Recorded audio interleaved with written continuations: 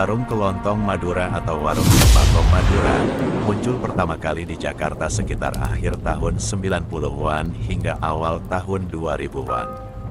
Sesuai dengan nama, para pemilik warung kala itu berasal dari Kabupaten Sumeneb, Jawa Timur. Dari Pulau Madura mereka merantau ke Jakarta, khususnya ke daerah Tanjung Priok, Jakarta Utara.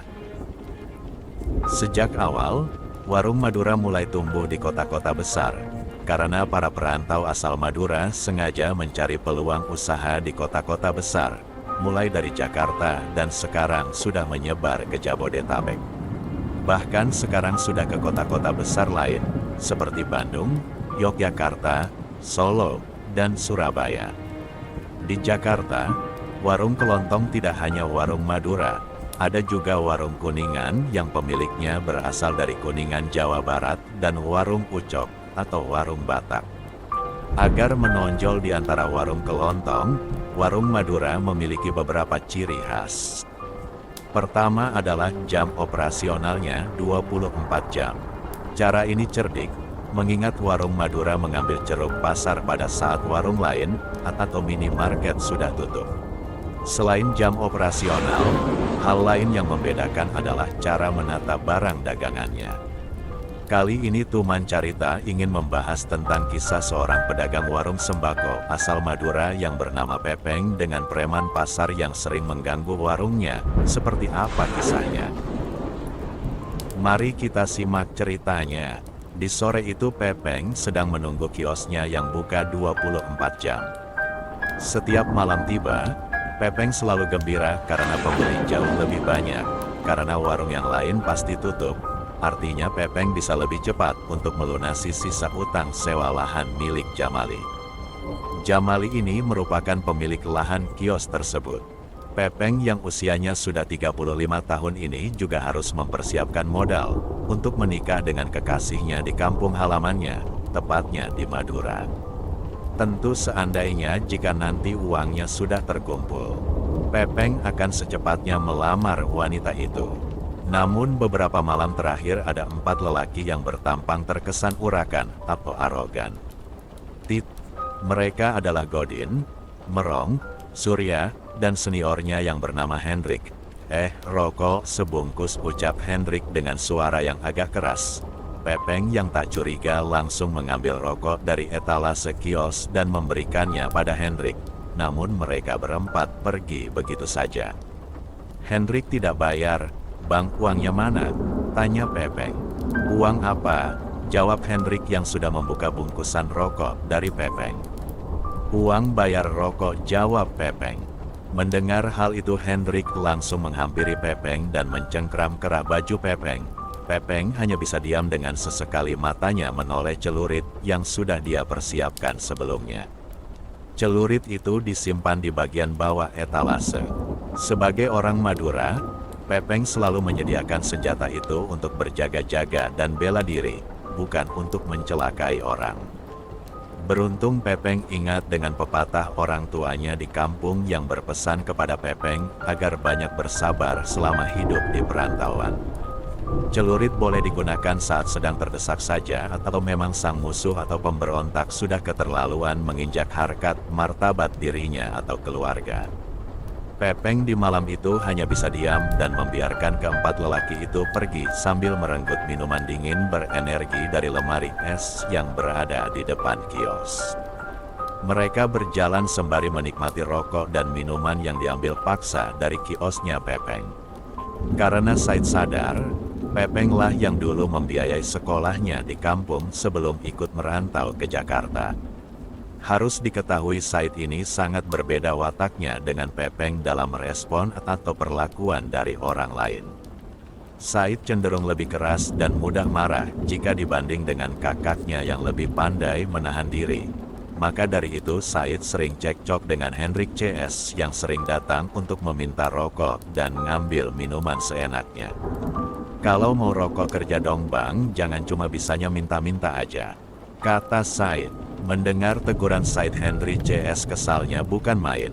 Ingin rasanya mereka tempeleng Said bocah ingusan itu. Untung saja Pepeng keburu pulang setelah belanja dari agen sembako. Pepeng berusaha mencoba menenangkan adiknya yang sedang bersitegang. Pepeng pun mempersilahkan para preman itu untuk segera pergi dengan cara baik-baik. Tapi bukannya mereka langsung pergi, malah para preman itu minta jatah uang keamanan. Di situ Pepeng hampir terbawa emosi. Untung saja Pepeng masih bisa menahan dirinya, meski dalam hatinya dia berkata, mereka sudah mulai keterlaluan dan melebihi batas, ucap Pepeng dalam hatinya. Sore pun tiba, hingga pada suatu malam Pepeng gembira karena mendapat telepon dari adiknya Said. Ternyata anak itu dapat kerjaan dan kantornya tidak terlalu jauh dari kios milik kakaknya. Sedangkan pada saat itu Jamali, pemilik lahan warung, sedang berada di sana untuk menagih sisa pembayaran. Pepeng sangat senang karena adiknya Said akan mempunyai pekerjaan yang tetap. Tak lama kemudian Jamali pun datang ke kiosnya Pepeng dan meminta sisa uang pembayaran lahan. Pepeng pun mengambil beberapa uang lembaran dan tiba-tiba saja Hendrik CS datang. Mereka tidak hanya meminta kopi dan rokok, tetapi mereka terang-terangan meminta uang jatah keamanan yang tak sedikit. "Hah, 1 juta?" tanya Pepeng dengan heran. "Gak usah banyak nanya, buruan cepat sini duitnya," bentak Hendrik CS. "Kalau 1 juta tidak ada bang," jawab Pepeng. Hendrik CS terus mengancam Pepeng agar ia mau memberikannya. Mereka bilang uang tersebut nantinya akan digunakan untuk acara hajat para pemuda yang biasa digelar setiap 4 bulan sekali di Tanjung Priuk. Pepeng tetap menolak dan mengatakan kalau dirinya belum dapat uang yang lebih. Kemudian Hendrik menunjuk uang yang dipegang Pepeng. Pepeng pun menjelaskan kalau uang itu untuk bayar sewa lahan. Tapi Hendrik CS tetap ngotot. Pada saat itulah terjadi cekcok adu mulut antara Hendrik CS dan Pepeng. Jamali yang ketakutan dan tak mau ikut campur langsung mengambil uang dari tangan Pepeng dan langsung pergi. Para preman di situ masih terus memaksa meminta uang, padahal uang di laci kios Pepeng sudah kosong. Pepeng tetap menolak, tidak mau ngasih uang meskipun mereka terus menagih. Akhirnya Hendrik CS marah, mulai memprovokasi Pepeng. Beberapa rak tempat dagangan digulingkan oleh Hendrik, sehingga makanan dan minuman berantakan di lantai. Sedangkan kedua temannya mengobrak-abrik di bagian etalase. Di situ Pepeng hanya terdiam dan sabar sambil menahan emosi. Hendrik di situ merasa dikucilkan. Seketika Hendrik pun meludah ke dalam kiosnya. Dada Pepeng sudah mulai panas karena merasa terhina. Sebenarnya Pepeng saat itu sudah hilang kesabaran, tapi dia masih memikirkan adiknya Said. Pepeng tidak mau kalau nanti nama baik adiknya di tempat kerjanya yang baru tercemar. Berkali-kali ia berusaha memendam emosinya. Tak lama kemudian, muncullah si Said di depan kios. Hatinya yang tadinya senang dan wajah penuh senyum karena mendapat pekerjaan, seketika rasa senang itu hilang saat melihat sang kakak diperlakukan seperti itu oleh Hendrik CS. Tanpa banyak bicara, Said pun langsung maju dan menarik baju Hendriks. Dengan sekuat tenaga Said menggulingkan Hendriks ke jalan. Preman itu langsung tersungkur. Melihat temannya diperlakukan seperti itu, dua teman Hendrik pun langsung menyerang. Terjadilah duel dengan tangan kosong di depan kios. Barang-barang dagangan pun berserakan dan terpental ke berbagai arah. Pepeng di situ berusaha untuk meraih adiknya, namun perkelahian sudah semakin brutal. Akhirnya kedua rekan Hendrik berhasil meraih tangan Said dan memiting lehernya. Sedangkan Hendrik sudah ada di depannya, bersiap untuk mengeksekusi Said. Baru saja Pepeng hendak keluar sambil membawa celurit yang diambil dari bawah kursi, dia mendengar suara kesakitan dari adiknya. Saat Pepeng menoleh, Said sudah tersungkur di tanah sambil memegangi perutnya yang sudah dipenuhi dengan darah. Dan ternyata Said ditikam berkali-kali menggunakan pisau kecil oleh Hendrik CS. Darah segar bercucuran kemana-mana. Said pun terkapar dan tak berdaya. Hendrik CS sadar kalau dirinya sudah melakukan pembunuhan. Mereka pun bergegas untuk melarikan diri. Sedangkan Pepeng berusaha membawa adiknya ke rumah sakit menggunakan motor. Saat itu adiknya masih sekarat, dalam hati Pepeng terus berdoa agar adiknya itu selamat. Tapi nasib ini begitu malang, ketika di perjalanan motornya oleng, hilang keseimbangan. Karena Said dibonceng terkulai lemas sehingga Pepeng tidak bisa mengendalikan keseimbangan sepeda motornya. Di malam itu nyawa Said pun tak tertolong, menghembuskan nafas terakhirnya dengan kondisi tubuhnya masih terikat dengan tubuh Pepeng yang dipenuhi dengan darah adik tersayangnya. Pepeng pun menangis melihat adiknya yang sudah tak bernyawa. Adik yang dulu sering Pepeng antar ke sekolah menggunakan sepeda motor, kini sudah mati demi membela kehormatan kakaknya tercinta. Setelah dari kejadian itu, rasa bersalah itu sering menghantui Pepeng. Karena gagal menjaga adiknya, Pepeng berkeinginan untuk menuntut balas dendam.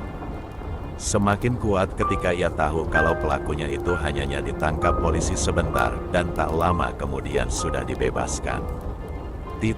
Pepeng akhirnya menyelidiki siapa sebenarnya orang yang di belakang para pembunuh adiknya itu. Ternyata Hendrik CS dilindungi oleh para preman kelas kakap yang bersarang di wilayah Tanjung Priok. Pepeng pun mulai mengasah celuritnya. Dia akan mengeluarkan seluruh kemampuan dan kekuatannya untuk balas dendam. Kemudian Pepeng mencari 3 pelaku pembunuh Said pun dimulai. Ternyata usaha Peng itu sangat membuahkan hasil. Pada malam itu Pepeng melihat Hendrik CS sedang memalak salah satu warung yang ada di Pasar Rebo. Pepeng sangat yakin Hendrik dan teman-temannya menyangka kalau dirinya trauma dan takut karena warung Madura miliknya sudah lama tutup. Padahal itu salah besar. Pepeng sedang merencanakan balas dendam yang sangat mematikan. Pada malam itu ketika Hendrik CS sudah selesai memeras para korbannya di saat mereka sedang menghitung uang di markas mereka yang sepi. Di sana Pepeng pun tiba-tiba muncul dan berdiri tegap di hadapan ketiganya yang sedang duduk bersila di tanah. Saat itu Hendrik CS malah menertawakan Pepeng. "Kau datang hanya untuk mengantarkan nyawa," kata Hendrik. Pepeng pun melangkah maju dan mengatakan dengan nada yang tenang namun dingin. "Memang saya datang untuk mengantarkan nyawa, tapi nyawa kalianlah yang akan saya antarkan ke neraka," kata Pepeng dengan nada yang sangat berani. Hendrik dan teman-temannya yang mendengar ucapan Pepeng langsung menertawakan Pepeng dengan tertawa berbahak-bahak. Akhirnya satu persatu Hendrik CS mengeluarkan parang di balik pinggangnya. Mereka bertiga langsung mengepung Pepeng bagaikan harimau yang akan menerkam mangsanya. Namun di situ Hendrik CS kagetnya bukan kepalang saat duel akan dimulai. Pepeng tiba-tiba mengeluarkan celuritnya yang tersalip di depan dadanya. Celurit itu masih dilapisi dengan sarung kulit yang ia sembunyikan di balik kaos yang berlapis jaket. Celurit itu tersimpan dengan rapi dan benar-benar tidak terlihat oleh siapapun, kecuali Hendrik dan kawan-kawan. "Ayo maju kalian semua," tantang Pepeng. Akhirnya perkelahian pun dimulai dan tidak bisa dihindari. Hendrik pun kewalahan karena Pepeng seperti bukan anak kemarin malam memainkan celurit. Gerakannya yang sangat lincah dan gesit, maka tak beberapa lama kemudian Pepeng berhasil menghabisi mereka semua. Hendrik gemetar mulai ketakutan saat melihat rekan-rekannya yang tergeletak dengan bergelimang darah. Hendrik pun diam-diam langsung kabur melarikan diri secepat yang ia bisa. Pepeng berusaha mengejarnya, namun di sana Hendrik berlari ke arah jalanan yang sangat ramai. Akhirnya Pepeng membatalkan pengejaran tersebut. Pepeng membiarkan Hendrik kabur dan tidak mengejarnya lagi karena baju dan kedua tangannya penuh dengan darah karena Pepeng takut ada warga yang tahu. Pepeng berjanji akan menghabisi Hendrik secepat mungkin. Pada keesokan harinya banyak berita beredar tentang 2 preman yang tewas karena duel dengan ahli carok Madura. Rupanya membuat geger. Seketika polisi mencari Pepeng, namun sebelum menghabisi Hendrik dia tidak akan menyerahkan diri ke polisi. Sedangkan Henry sendiri sudah berkumpul di Tanjung Priuk untuk meminta perlindungan pada para seniornya. Hendrik di sana sedikit lega karena Pepeng dipastikan lebih dulu masuk penjara dan tidak akan mungkin bisa menghabisi Hendrik. Para komplotan preman lain pun meminta Hendrik untuk tetap fokus dengan acara pertemuan para preman di daerah Tanjung Priuk. Harus diketahui, ternyata acara itu sebenarnya untuk berbagi wilayah kekuasaan, dan dimeriahkan dengan pesta besar-besaran dengan miras dan wanita penghibur. Sebuah pesta besar yang didanai dari hasil memeras kios-kios hingga mengorbankan nyawa seorang Said. Singkat cerita, Pepeng pun akhirnya mendatangi pesta preman itu. Pepeng datang dengan menyamar menggunakan topi dan masker. Dia juga ikut berkumpul dengan para preman lainnya dan saling berjabat tangan satu sama lainnya. Hingga tibalah Pepeng menjabat tangan Hendrik dengan genggaman yang sangat keras dan penuh amarah. Hendrik kagetnya bukan main karena orang yang ada di hadapannya itu adalah Pepeng. Hendrik yang melihat mata Pepeng seperti haus darah. "Ini adalah pesta kematianmu, Hendrik," teriak Pepeng. Para preman yang lain terkejut mendengar teriakan itu. Mereka sadar ada penyusup yang masuk ke markas mereka. Hendrik langsung merontak dan ketakutan sambil melepaskan tangannya dari cengkeraman jari Pepeng. Kemudian Hendrik berteriak kalau orang inilah yang telah menghabisi Godi dan Merong. Seketika mereka semua yang berkumpul di sana terbangun dan langsung menyergap Pepeng yang sedang mengeluarkan celuritnya. Awalnya satu persatu preman itu maju, mereka membantai Pepeng dengan pukulan dan tendangan yang sangat keras. Namun, 1 menit kemudian mereka sudah tersungkur dengan usus terburai. Seketika lantai penuh dengan gelimang darah. Di sana lagi-lagi Hendrik terlihat gemetar dan ketakutan, karena Pepeng terus menatapnya dari jauh. "Bunuh dia!" teriak preman paling senior. Akhirnya Pepeng dikepung oleh para preman yang jumlahnya sekitar 30 orang, termasuk Hendrik di dalamnya. Hendrik sangat yakin Pepeng pasti tidak akan sanggup melawan dan ini adalah hari kematian karena tak ada ceritanya satu orang bisa menang melawan 30 orang preman, dan terjadilah duel yang tidak seimbang. Pepeng yang sudah nekat membabi buta langsung menyabet-nyabetkan celuritnya ke siapapun yang berusaha menyerangnya. Celurit Pepeng yang sudah diasah sebelumnya di siang dan malam seperti haus meminta banyak darah. Akhirnya satu persatu preman yang menyerang Pepeng bertumbangan di lantai. Bahkan ada beberapa anggota tubuhnya yang terburai dan terpisah. Ada juga yang lengannya nyaris putus dan ada juga yang terpental menggelinding di lantai memancarkan banyak darah segar. Dengan pemandangan itu membuat para tamu lain berteriak dan ketakutan. Lalu berlarian dan kabur setelah melihat aksi seorang carok Madura yang mengobrak-abrik markas preman dengan seorang diri seorang. Pepeng pun terus bertarung dengan wajah dan tubuhnya penuh darah para musuhnya. Tak lama kemudian Pepeng tinggal menyisakan Hendrik yang sedang berdiri sendirian dengan kaki gemetar. Hendrik mencoba berusaha untuk maju dengan senjata parangnya. Namun tubuhnya langsung tergores oleh ujung celurit. Hendrik berteriak kesakitan, lalu dia berusaha untuk kabur meski tubuhnya terluka. Namun Pepeng sangat mudah untuk mengejarnya dan langsung menyabetkan celuritnya di bagian kaki kanannya Hendrik. Hingga dia terguling, Hendrik tetap berusaha untuk bangkit dengan cara mengesot di lantai. Pepeng terus mengikutinya dengan wajah yang haus darah.